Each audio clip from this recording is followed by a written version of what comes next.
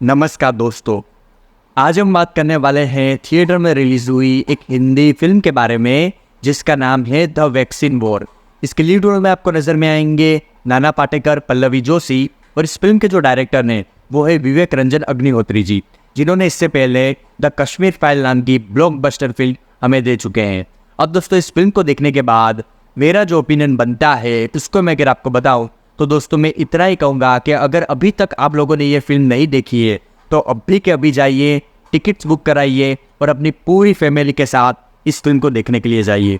ये फिल्म भारत का गौरव दिखाती है, भारत के साइंटिस्टों की मेहनत दिखाती है और कैसे उस समय पे भारत के साइंटिस्टों ने हार नहीं मानी, कैसे कोवैक्सीन बनाई और पूरे भारत को एक आत्मनिर्भर भारत बनाया। किसी के सामने गिड़गिड़ाने की जरूरत नहीं थी।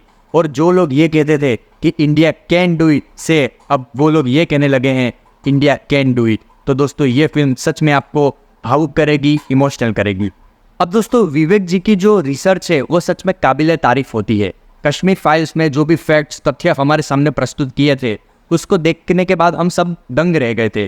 और वैसी ही रिसर्च आपको द वैक्सीन वॉर मूवी में देखने को मिलने वाली है। कैसे कोविड की उत्पत्ति हुई, क्या चाइना वालों ने चमगादड़ में से ये बनाया या फिर जानबूझ के इस वायरस को पैदा किया, वो जो पूरी थियोरी है वो आपके सामने फैक्ट के आधार पे, तथ्य के आधार में इस फिल्म के माध्यम से दिखाए जाएंगे।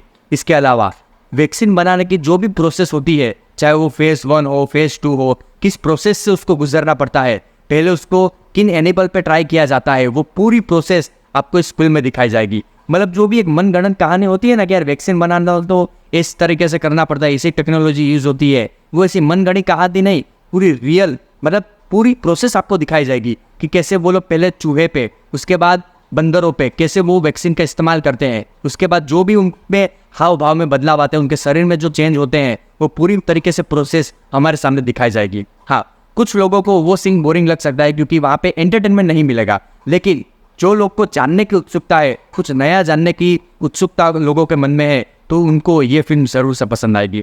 मतलब मैं सच बता रहा हूँ, मैं शुरुआत से लेकर अंत तक पूरी फिल्म में कहीं पे भी बोर नहीं हुआ। इतनी जानने की उत्सुकता बढ़ गई थी कि यार कैसे हमारे जो साइंटिस्ट है उन्होंने वैक्सीन बनाई। और फिल्म में एक वामपंथी पत्रकार का चेहरा भी दिखाया गया है। मतलब एक कैरेक्टर है, रेणुका साध उसका नाम है, जो वामपंथी पत्रकार की जो सोच होती है कि इंडिया चाहे कितना भी आगे बढ़ जाए उनको गिराना कैसे है, वो आपको इस पत्रकार के कैरेक्टर में आपको देखने को मिलेगा। उनकी जो सोच होती है वो विवेक जी ने पूरी तरीके से इस फिल्म में उखाड़ के रख दी है और सच में एक प्रकार से उसकी धज्जियां और इज्जत उड़ा के रख दी है कि यार वो देखने में सच में मुझे मजा आ रहा था। जिस प्रकार से वो गलत हेडलाइन छाप रही थी, इंडिया को कैसे गिराया जाए, ध्वस्त किया जाए, इंडिया इतना आगे बढ़ रहा है, वैक्सीन बना रहा है, लेकिन उसके ऊपर कोई आर्टिकल नहीं, लेकिन इंडिया में कितने लोग मर रहे हैं, इंडिया कैसे बेकाबू हो गया है, इंडिया की वैक्सीन कितनी खराब है, वो छापने में इनको बड़ा मजा आ रहा था। और ऐसा हमने रियल में कोविड के समय पे देखा है। बहुत सारे ऐसे वामपंथी पत्रकार आए हैं और इंडिया के सामने इतने खराब आर्टिकल्स लिखे हैं कि मैं आपको क्या बताऊं। कैसे उन लोगों ने लोगों के सामने ऐसा भ्रम फैला दिया कि वैक्सीन लेने के बाद लोगों की मौत हो रही है। यहाँ तक पहुंच गए कि जब मेडिकल टीम वैक्सीन देने के लिए कहीं पे जाती थी, चाहे वो उज्जैन हो या फिर दूसरी कहीं पे जगह पे, लोग उनको पत्थर मार के भगा देते। कुछ लोग ऐसे भी हमको देखने को मिल रहे हैं। तो सच में ये जो फिल्म है उस पर पर्दा गिराती है और जो फैक्ट्स है, तथ्य है, वो हमारे सामने प्रस्तुत करती है। और इस फिल्म में महिलाओं का जो गुणगान है, महिलाओं का जो गौरव है, वो जो दिखाया गया है दोस्तों, मैं आपको क्या बताऊं। फिल्म में इतने इमोशनल सीन है, इतने भावुक कर देने वाले सीन हैं, खास करके जो लास्ट के 20 मिनट है जहाँ पे नाना पाटेकर जी महिलाओं के बारे में 5 मिनट की या 7 मिनट की वो स्पीच देते हैं। वो आप सुनोगे ना, आपकी आंख में से आंसू आ जाएंगे। मैं मतलब अपने आंसू को कंट्रोल नहीं कर पा रहा, इतने भावुक वो सीन था।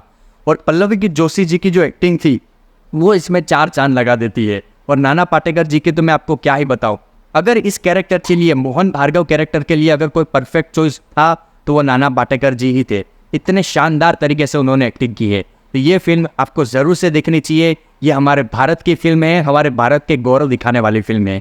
इंडिया कैन डू इट जो बोलने वाले हैं उनके मुंह पे एक कड़ा तमाचा है और आज से वो लोग भी बोलेंगे कि इंडिया कैन डू इट।